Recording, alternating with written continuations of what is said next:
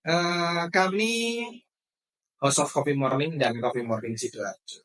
Namanya beda, tapi memang kita berdua yang handle. Saya Ferry. Saya Wina. Kita berdua suami istri.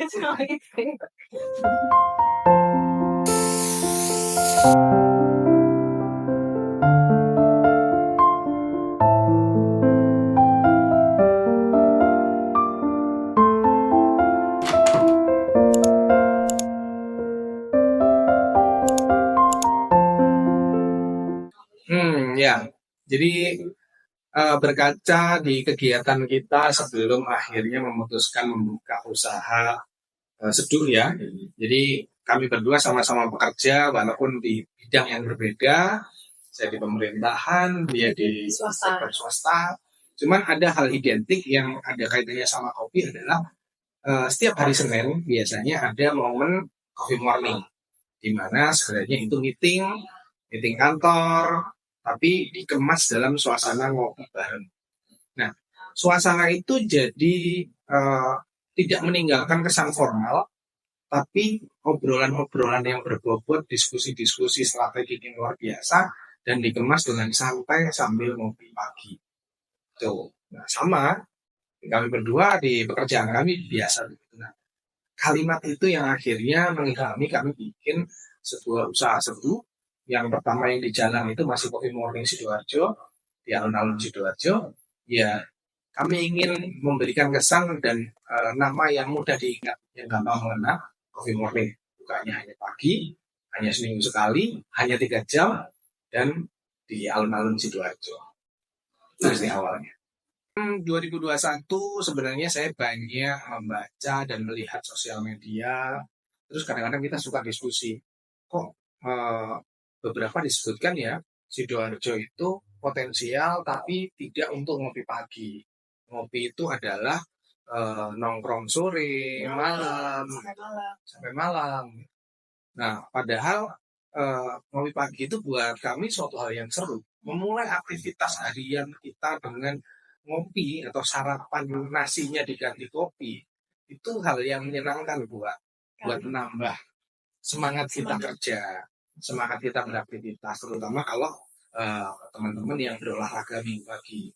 Nah, itu yang akhirnya kita bikin Coffee Morning di jalan. Sepanjang perjalanan 2021, pertanyaan selalu sama. Kalau dikumpulkan ratusan. Hampir setiap orang yang ke Coffee Morning nanya, kalau hari biasa bukanya di mana? Kita bukanya konsultan. Nah, jadi sementara masih minggu pagi aja. Masih minggu pagi dulu. Akhirnya 2024 ya. Nah, setelah kita pikirkan, oke lah, kita berusaha mau membagi suasana kami kalau di rumah. Jadi waktu di postingan-postingan awal selalu kita sebutkan. Tahun ini yang berbeda adalah biasanya kami berdua ngopi berdua di teras, kita diskusi tentang banyak hal, mulai soal pekerjaan, soal rumah, sampai rencana-rencana mau main kemana, jalan-jalan kemana, berpergian apapun. Sekarang kenapa nggak kita bagi dengan para penikmat kopi yang biasa bertemu kita hari dulu. Sekarang kita punya rumah, rumahnya adalah rumahnya Coffee Morning, dan kita sebut namanya jadi House of Coffee Morning. Jadi rumah di mana selain kita nyeduhkan para penikmat kopi di jalan, kita membuka rumah kita, berbagi area rumah ini dengan para penikmat kopi, sehingga mereka bisa merasakan ini loh yang kita lakukan kalau di rumah. Nyeduh, bercanda berdua, ngobrolin soal pekerjaan. Kita punya koleksi-koleksi buku yang bisa kita bagi, sharing seduhan dan apapun itu jadi hal yang seru di kali bersama.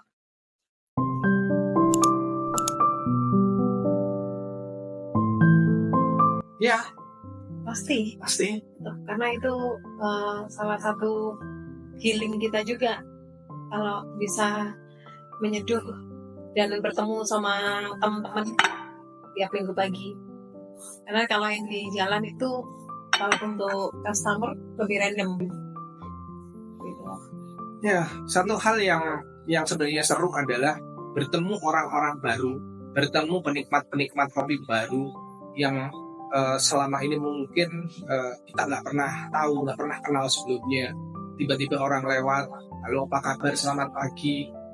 saya dari Jakarta, saya dari Bandung, kebetulan saya lewat Sidoarjo, kebetulan saya sedang ada agenda di Sidoarjo, ternyata ada kopi seduh. Saya pikir Coffee Morning jadi pintu kemana saja, baik mendapatkan kenalan baru, bahkan relasi-relasi bisnis yang itu tidak di bidang kopi akhirnya. Jadi banyak hal baru yang bisa kita dapat. Bahkan tiba-tiba ada pernah datang ke orang yang kita nggak salah-salah, ternyata ini siapa? Ternyata Master Batik Indonesia pernah berkunjung ke sana. Maestro. Lalu tiba-tiba sampai kadang-kadang ada orang yang datang duduk, terus habis itu dia agak lama hanya melihat orang lalu lalang. Nah, Bapak nungguin orang enggak? Terus kenapa Pak? Ya barangkali saya nemu jodoh di sini. Itu jadi hal-hal yang unik. Kita banyak mengenali karakter orang, kita banyak mengenali aktivitas-aktivitas. Jadi bertemu banyak orang random yang menyenangkan di jalan. Jadi sebuah hal yang rasanya nggak ingin kita tinggalkan walaupun kita sudah punya rumah sendiri. Jadi sampai hari ini, entah sampai kapan, selama kami berdua masih sanggup dan bisa bersenang-senang untuk hidup di jalan, maka itu kita lakukan.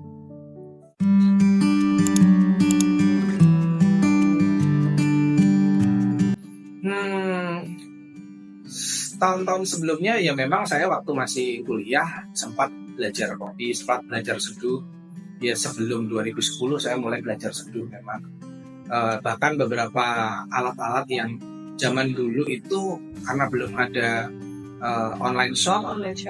Ya saya belinya, saya ingat sekali grinder dulu pertama beli itu di Kaskus, di FJB. Ya mungkin kalau yang dengar ini jadi ketawa, oh iya zaman dulu masih belum ada online shop seperti itu, belanjanya jadi ketahuan umurnya ya. Ya apa ya. Tapi ya itulah keseruan itu. Akhirnya harus ya ada aktivitas lain yang harus kita kerjakan. Saya di perusahaan pemerintah hampir 11 tahun, lalu istri saya juga di swasta sama kurang lebih ya 10 tahun gitu. Tapi satu hal yang seru adalah selama itu saya nggak pernah meninggalkan kopi begitu saja. Alat-alat seduh masih tetap tertata di meja kerja. Saya siapkan satu meja untuk saya seduh. Saya sering sharing berbagi seduhan sama karyawan-karyawan di kantor. Sampai akhirnya saya dikasih sebuah syarat yang luar biasa sama istri waktu mau nikah. Ya kalau memang pribadi yang kreatif tentu nggak takut untuk keluar dari zona-zona bukan zona nyaman. Ya kalau sudah nyaman ngapain keluar. Artinya mencari sebuah tantangan baru, membuat keseimbangan bahwa hidup bukan hanya di pekerjaan itu, bahwa kita bisa lebih sehat saat kerjaan kita juga ada aktivitas berhubungan dengan banyak orang, dan ternyata kopi jadi hal luar biasa. Artinya dulu saat pertama kali kenal kopi di era sebelum kerja kantoran, ternyata ilmu kopi punya manfaat. Saya jadi ingat sama yang tempat saya belajar dulu. Mike dulu waktu di Bali pernah bilang, suatu hari nanti saat Anda mungkin sudah tidak bekerja di instansi apapun, atau Anda mungkin tidak mendapat pekerjaan apapun, sadarlah kemampuanmu untuk membuat kopi jadi sebuah suguhan yang istimewa akan memberikan kamu suasana, akan memberikan kamu keberkahan dan rezeki yang bisa Anda nikmati bersama keluarga. Jadi mungkin sama, mungkin banyak teman-teman yang masih muda ya, terus kalau sudah ngulik kopi, orang tuanya bilang, mau kerja apa? Mau kerja ngopi, memang bisa ngidupin keluarga. Tapi kita nggak boleh menutup mata bahwa banyak giat-giat industri kopi yang justru malah menghasilkan. Tinggal kembali lagi ke kita, apakah kita mau mengasah kemampuan, kita mau berupaya semaksimal mungkin, dan apakah kita bisa menghimpun dukungan dan kepercayaan dari lingkungan kita, bahwa kita bisa menunjukkan dari kopi kita bisa berbagi, bisa menghidupi diri, dan bisa membuat kesejahteraan untuk banyak orang. Itu sih.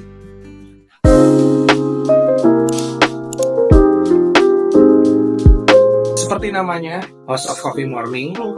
Jadi ini rumahnya Coffee Morning, rumahnya Coffee Morning yang biasa dilihat orang minggu pagi di jalan.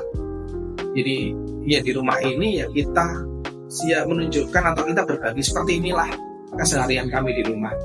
Saya pagi, walaupun ini bukan rumah tinggal untuk tidur sehari-hari ya, selisih hanya beberapa gang dari sini, hanya nggak jauh, hanya satu blok. Tapi di sini tiap pagi ya kita ngerawat tanaman, kita bahkan metik beberapa buah yang bisa kita panen sendiri, bunga telang untuk bikin kombucha. Terus juga duduk di meja depan ngobrol dengan klien, kalau ada klien datang, diskusi-diskusi pekerjaan, bahkan tetangga lewat kita juga saling sapa, kita bisa ngobrol di sini. Bahkan juga ya banyak hal, banyak yang kami lakukan di sini dan inilah yang kita sharingkan. Jadi kami bahagia menjalani ini, menjalani kehidupan di dunia kopi dan di dunia usaha kami yang lain. Kami ingin berbagi kebahagiaan ini, berbagi kebahagiaan menikmati sedulan kopi, roasting kopi, membuat kopi, sampai membuat kerajinan-kerajinan seperti ini. Dan kami ingin berbagi itu sama siapapun yang datang ke sini. Jadi rumah ini seperti kami membuka, ya inilah kami. Foto-foto di belakang seperti menunjukkan inilah aktivitas kopi yang menyenangkan. Ini yang seru dan kita bisa menikmati ini bersama.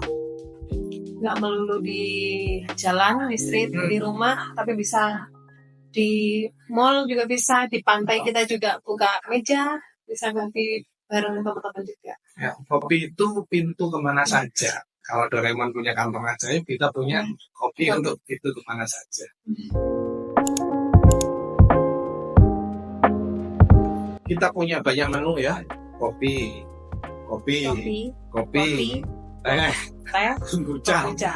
Jadi bisa dibilang 80% kopi. Sisanya adalah seduhan teh dan kombucha. Kalau untuk makanan nggak ada sama sekali. Nggak ada makanan berat, adanya dessert. Hanya ada dessert saja. Belum ada. Ya, sebenarnya tujuannya hanya ya kami ingin berimbang. Kami berfokus di kopi sebagai sajian, teh sebagai sajian. Kenapa kopi yang lebih banyak? Karena pengetahuan kami memang lebih banyak tahu di kopi daripada teh. Teh kami juga masih sambil belajar juga. Walaupun kopi juga kita juga masih belajar karena kata berhenti. Untuk kombucha ya kita juga sambil kita selalu coba seperti belajar. Apa menurut kombucha. Kalau basicnya sudah ngerti. Jadi ya menunya hanya itu. Memang tujuan kami kita berfokus di apa yang kita bisa optimal untuk menyajikan, tapi nggak membuka kemungkinan.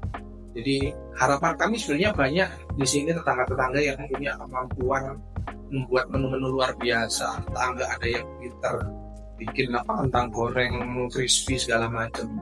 Ya mudah-mudahan dengan entitas bisnis ini dibuka di sini, akhirnya ini juga menginspirasi tetangga-tetangga lingkungan sini, mereka juga bangkit bisnisnya.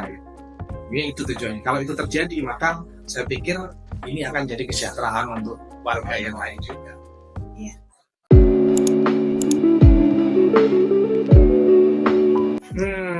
Kalau hasil proses sendiri ada dua yang kita coba-coba trial. Jujur trial karena saya juga terbatas kemampuan untuk soal processing. Saya sadar diri sehingga ini bisa dibilang trial. Nah kalau yang lain yang lebih banyak memang prosesan dari teman-teman juga atau teman-teman prosesor. Ada satu yang memang dari keluarga dari Aceh itu memang ditulis di sini juga. Cuma lebih banyak saya juga beli di teman-teman juga. Lalu di roasting sendiri juga ada beberapa koleksi yang dari roastery lain juga. Nah di rumah ini kalau di rak itu juga ada beberapa rilisan kopi sangrai dari roastery lain. Ya di rumah ini kita begitu, bagaimana kami bisa sinergi dengan pegiat kopi lain sehingga ada beberapa yang dititipkan untuk di sini dijual kita dengan senang hati. Jadi nggak melulu pokoknya kopi kita yang paling laku enggak. Semua yang berbahan di sini, kalau semuanya bisa diminati orang, ya kenapa enggak?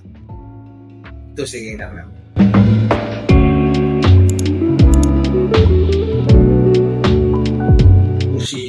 Mulai usia rentang usia, karena mungkin kalau suasananya bukan suasana yang seperti kafe atau kedai kopi pada umumnya, jadi memang suasananya seperti di rumah. Ya, yang datang juga macam-macam. Ada di jam-jam kerja mereka yang datang karena memang jam istirahat kerja. Ada yang pagi sebelum berangkat kerja, ada yang setelah kerja. Bahkan kalau tahun ini yang buat kami lebih menarik adalah anak-anak sekolah ya, yang masih pakai seragam sekolah, bahkan itu mulai kopi filter dong.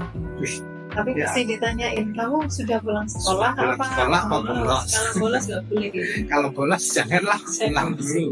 Jadi, ya kami harus peduli sampai ke titik itu. Kami harus peduli sampai situ. Kalau kami sayang sama konsumen, ya kami harus care. Jadi ada istilah service to care. Pelayanan itu dimulai dari, atau pelayanan itu adalah untuk karena kita sayang sama mereka. Jadi sampai ke situ. Jadi macam-macam, rentang usia, gender laki perempuan juga bermacam-macam. Pernah ada yang datang bukan nanya menu ya, menunya mana, nggak ada menu, inginnya disuguhin apa, kita punya kopi, kita punya teh, password wifi-nya apa, Yang ditanyain ada itu. wifi. Itu yang di sini ya, Ya. yang langsung Coffee Morning. Kalau yang di Coffee Morning Sidoarjo yang di street itu mulai ada yang memang nggak suka kopi memang, tapi penasaran Penasaran. apa sih kok di sejuk kok rame digerututin orang di pinggir jalan.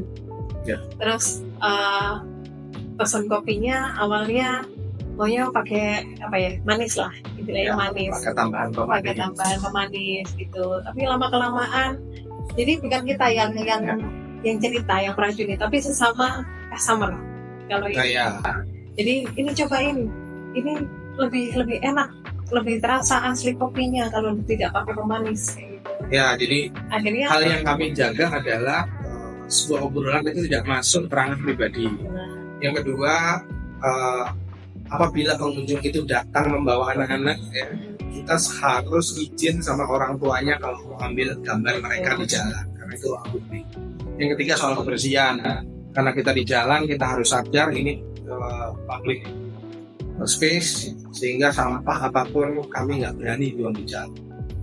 Termasuk juga sampah dari tamu kita harus bungkus rapi itu dan bawa lagi. dipungutin. Atau saya harus bungutin lagi. Dan yang terakhir adalah buat kami meja sejuk bukanlah meja kuliah. Jadi saya nggak punya hak untuk menegur apabila ada tamu yang saya minta gula di kopi filter saya. Saya bukan dosen mereka, dan setiap penikmat kopi itu tahu bagaimana cara menikmatinya. Saya nggak mau ngejudge itu. Cuman alhamdulillah ya, meja seduh itu jadi meja yang selalu untuk mereka sendiri berbagi. Yang tadi cerita daripada orang, kopi filter saya minta ditambahkan gula. Nah kebetulan kita dari awal nggak pernah bawa gula, cuman bawa madu. Kalau madu gimana Pak? Ya nggak apa-apa, pokoknya manis, terima kasih. Ya tadi bilang sama sebelahnya, Pak, coba kopi saya. Oh ini enak, nah ini nggak pakai gula Pak. Jadi sebaiknya kayaknya kalau kopi enak pakai gula. Kita nggak keluar apapun ya. Jadi mereka yang sharing, ini yang menyenangkan. Jadi meja ini bukan hanya itu, tapi jadi meja sharing bersama.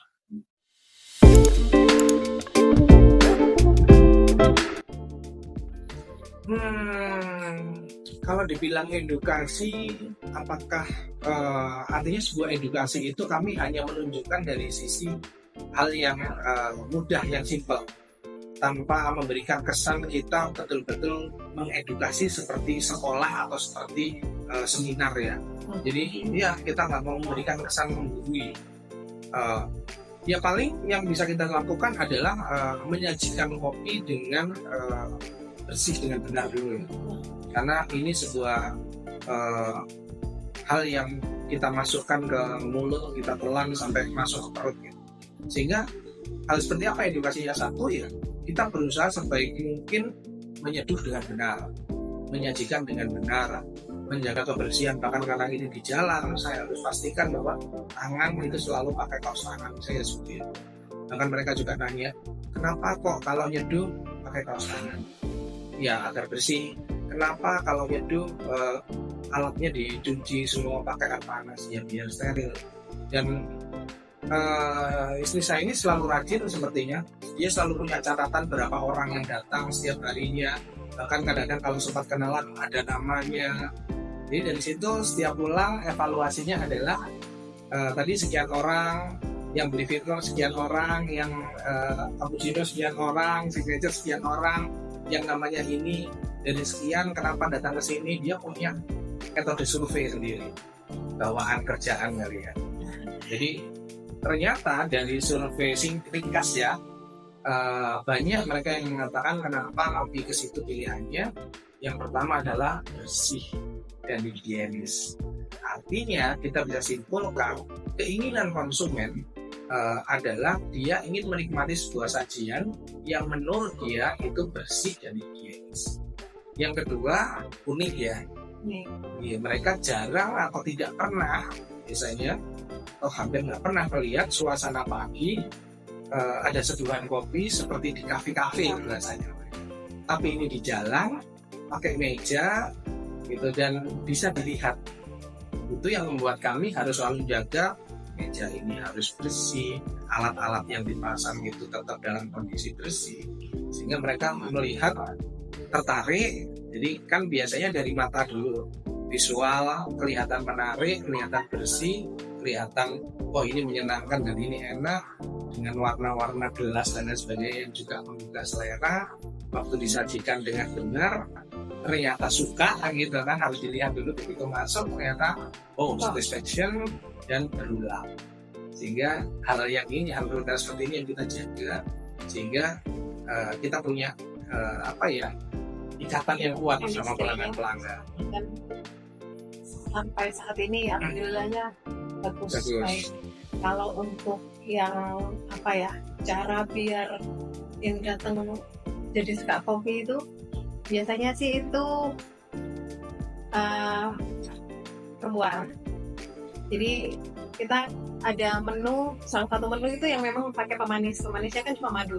Jadi rasanya itu enggak kopi banget. Jadi penetrasinya dari situ dulu, dikenalin dulu yang kopi itu bisa rasa-rasa begini loh, bisa yang unik loh gitu. Ya. Jadi akhirnya ini ya, sambil diicipin kopi filter kayak gitu. Oh ternyata kopi itu nggak manis ya, karena dulu saya juga seperti itu. Ini yang lucu soal tubruk dan filter.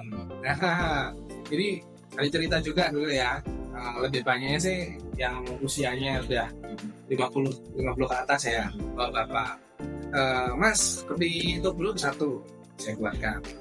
Kita buatkan, lalu setelah jadi berapa mas?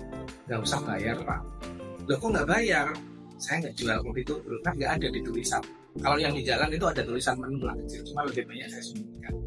Itu hanya tertentu, kalau ramai saya nggak bisa ngajak ngobrol satu, maka menu itu kita tampilkan sehingga mereka bisa baca.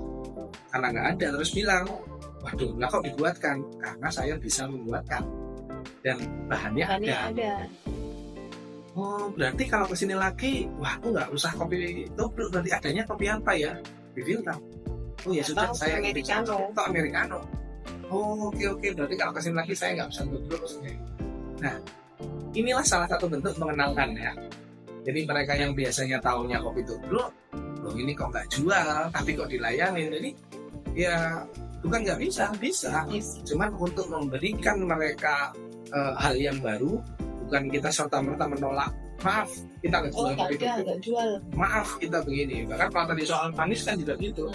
Maaf, kami hanya punya madu. Jadi kalau mau pemanis, ya adanya pemanis madu. Kalau gula atau sirup atau yang lain kami belum ada. Oh ya sudah, pakainya itu. Jadi ini bentuk-bentuk kalau tadi bahasanya edukasi, ya inilah yang bisa kita lakukan tanpa harus memaksa mereka. Pokoknya nggak ada pemanis titik. Pokoknya jadi nggak ada. Jadi tetap kami sangat menghargai berbagai selera pengunjung yang datang, tapi kami juga ingin mengedukasinya dengan cara yang ramah ya. Sampai membuat orang tersinggung dan kecewa. Nggak mau datang lagi nih.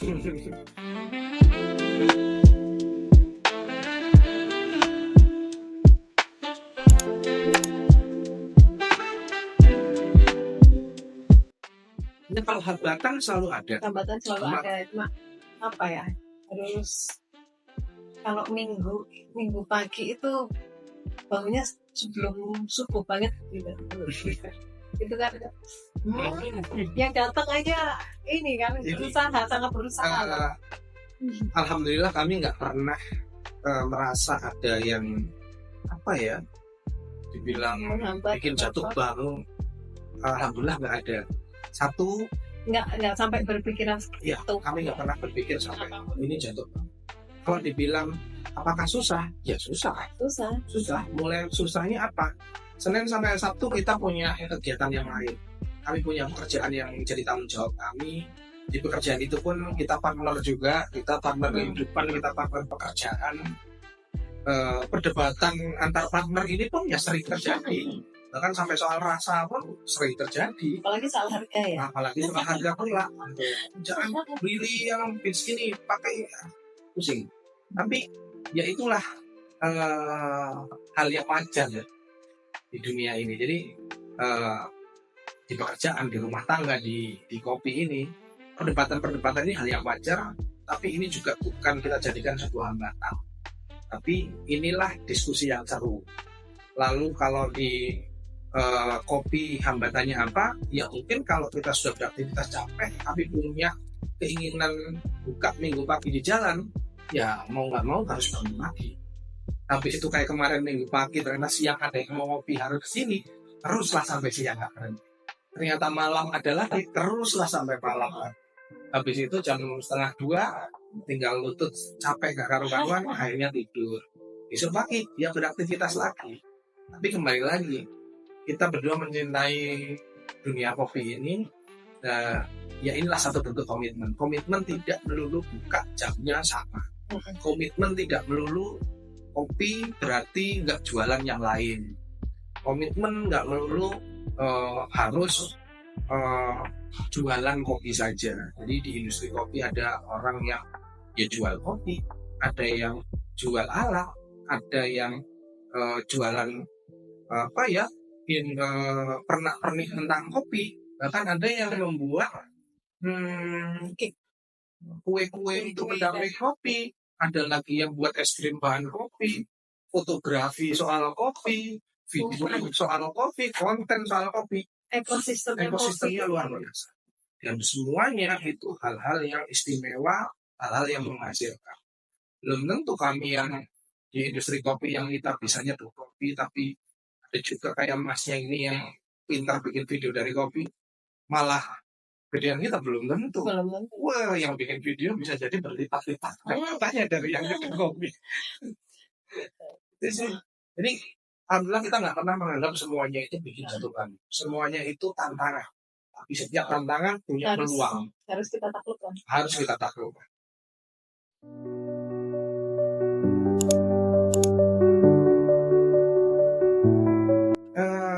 Harapan saya berdua yang paling mendasar adalah kami tetap bisa sehat dan menikmati kegiatan menyeduh, apakah itu di Coffee Morning yang di jalan ataupun di Osok Coffee Morning. Karena saat kami bisa menikmatinya, kami bisa membagi semua pengalamannya dengan setiap tamu yang datang. Yang kedua, harapan kami dari bentuk kami membuka usaha ini, kita bisa punya banyak teman, kita punya partner bisnis di bidang kopi, ada relasi-relasi baru, dan membawa kopi ini jadi sebuah bentuk punya semangat kebersamaan dan sinergi dalam untuk memberikan ruang teman-teman lain bisa nitip barang, naruh jual di sini dan sebagainya. Ya inilah bentuk-bentuk sinergi. Jadi bicara tentang kopi untuk semua orang, kopi ini ya kita ingin menunjukkan itu dalam hal yang nyata dari bentuk-bentuk yang sederhana yang bisa kita lakukan. Bahkan termasuk ya banyak teman-teman punya kegiatan-kegiatan positif. Kita ikut terlibat di situ, kita ingin ikut terlibat. Apa yang bisa kita lakukan, kita lakukan.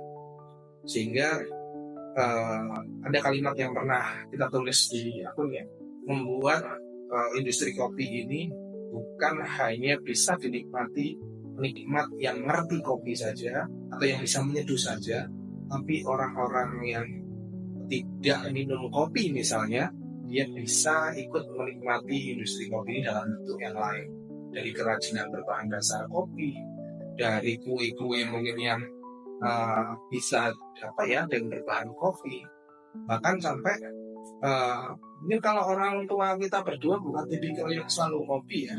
Tapi kalau mereka melihat green bean di mana aja itu langsung ini ada green bean kayak gini-gini, nggak beli lah, nggak nitip, orang nggak ngopi padahal, tapi punya ketertarikan karena peduli, karena care. Bayangkan saat Indonesia ini di level pemerintah, di level manapun ternyata punya kepedulian terhadap industri kopi. Ini akan jadi industri yang inklusif, yang menaungi teman-teman dari hulu hingga hilir, yang akhirnya bisa berinteraksi dan bisa dibawa ke internasional. Ini keren ya. Tapi harus dimulai dari hal-hal yang sederhana dan mau dilakukan.